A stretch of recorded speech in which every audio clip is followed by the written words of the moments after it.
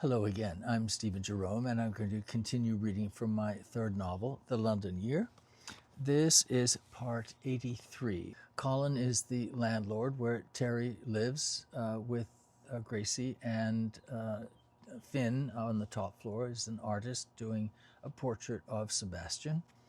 We don't know anything about it, but he is. So I arrived home from work to find Gracie and Colin in the sitting room going over papers spread out on the dining table. Francesca, this is Colin's girlfriend. She's an older woman and a baroness, very posh, but rather wry. Anyway, Francesca was making tea in the kitchen and chirped a hello, but there was a somber mood among them. "What's going on?" I asked. Finally, Colin said there was no breaking it to me gently. "I'll have to raise the rent," he said. I was surprised, but not overly alarmed. With the extra money I was making, I could easily manage an increase. "How much?" I asked. £9 more a week." "We'll manage," said Gracie before I could react. I was about to concur when I heard that "we" again. She was speaking for me because she knew what Sebastian was paying to me. With Tess gone, Gracie was also privy to all the flat dealings, and now to Colin's other businesses as well, apparently, as he shuffled documents with quiet concern. What didn't add up was how our collective raised rent payments would ease the stress I could see on Colin's face. We were small time compared to the grown-up wheelings and dealings of his other properties. At least that was my impression. He must have seen the question on my face. "I'm getting the squeeze," he said. "Not from us," I replied. Francesca came in with the tea. "Oh, no, not from you, darling. It's that big building off the King's Road."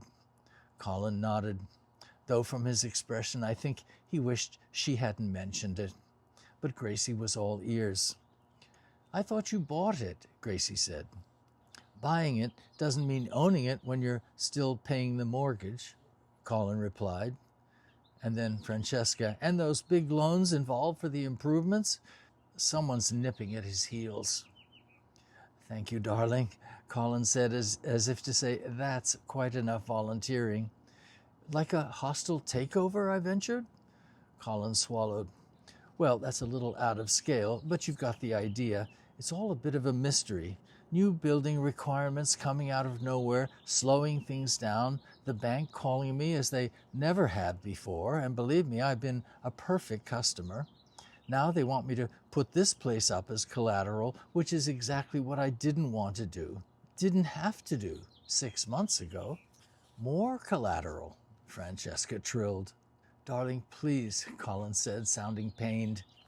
"To fight the marauders," she added, unstoppable. Gracie was running the numbers in her head. "Which means you don't own this place either?" "No, I do own it. That's always been my best defense. But now I have to borrow heavily on its value." "So that is a squeeze," said Gracie. Colin nodded glumly. Then we heard the front door open and close. A moment later, Finn walked in. I was shocked by his appearance. Tess was right, he looked terrible. "Good God, darling," Francesca exclaimed before anyone had time to react. "Hail to you too," Finn replied. "I could use a cup of tea." "I'll say you could," said Francesca, turning immediately back to the kitchen. Finn looked at me and smiled sheepishly. "Long time no see." "We keep missing each other," I replied weakly. Then Gracie dropped the bomb. "The rent's going up." Finn barked aloud. "Ha! Welcome to my world," he said, as if this news capped the events of a bad day. "It's doable," I said, "just £9. But my first instinct was to take him in my arms and hug him. Whatever was going on suggested he needed something more than a cup of tea. Hopefully it wasn't drugs. I dreaded to think our beautiful artist was heading down the dark ladder. "Sebastian's coming by later," he said, as if this was something we should know. Are you hungry? Gracie said. Let's order something in. What a good idea, Francesca called from the kitchen. Yes, let's do it, said Gracie, casting a quick eye toward me as if to say, agree with me. I'm starving, I said. What about Chinese? Yes, there's a place at the end of the King's Road, Gracie said. How about it, Finn? Chinese sounds good. I think they deliver.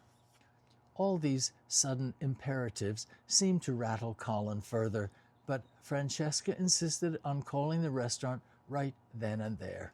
All right, let's do that, Colin agreed. He seemed too beaten to argue. That's right, Colin, Finn said. Slum along with the rest of us. What might have been amusing a few weeks ago fell woefully flat and hung in the air like an unpleasant smell. Francesca broke the awkward silence by coming in with a fresh cup of tea. Here you are, darling, she said, handing Finn the cup. Now, I want no more glib talk. We'll order in and that settles it. Now, go and sit down. Be nice. I'll call the restaurant, said Gracie, taking the phone book from the bookshelf. Just order one of everything, Francesca called out. I'll take care of it. Finn dropped onto the couch next to me. Gracie huddled at the dining table in the corner, flipping pages of the phone book. So, how's work, Terry? Finn asked. I know you've been out with Sebastian. Yes, I replied, I'm working the night shift. Gracie looked over. The mere mention of Sebastian's name pricked up her ears. Terry's becoming quite good with a camera, she said, quickly, almost preemptively. I never doubted you, Finn said. Before I could react or share the moment, or I don't know what, Francesca called out again from the kitchen, Who's Sebastian? We all looked up. It was Finn who spoke first. Don't tell me you don't know. He's that fellow on the buses, Colin said. They're all working for him. Francesca stepped into the kitchen archway and looked at each one of us. All of you? She sounded confused. And you met him on the bus? Gracie laughed. No, we met through the theater where I worked. Used to work, I said. Well, yes, now, where I used to work, Gracie said. He owns the building right next door. But you said he was on the bus. His picture, Francesca, Colin said. He's a famous model. And he rides the bus? I laughed. No, Francesca, I ride the bus. Sebastian's picture is on the side of the bus. There's a big difference. Well, yes, I'd say there is, she said finally, putting it all together. Well, it's good to have interesting friends. We all digested that for a moment before Francesca turned to Gracie. And what about your acting then? I was stunned, she remembered. Gracie kept her eyes on the phone book. Wait, I've got it. I've got the number, she said, and ran the phone and the long phone cord into the hallway and called the restaurant out of earshot. A convenient exit, I thought. Colin seemed confused, but Francesca was already counting heads. She turned to me. And you, Terry? You're working with this model fellow, too? Yes, I'm his personal photographer. Oh, yes, I'm sure you are, she replied slowly. Writers are good observers. But she remembered that, too. Oi, what about us painters, said Finn. Oh, of course, darling. There's no comparison. Photography is objective, which she made to sound positively distasteful. Then she looked around at all of us, including Gracie behind the door. But it is curious. Why? Colin said. He's just a model, isn't he? Apparently not, darling. Ooh. Okay, very good place to stop. The plot is thickening. Thank you for those who are staying with this or following along. The plot is thickening. I'll just leave it at that. And we will continue with the next part tomorrow. Thank you very much for following along.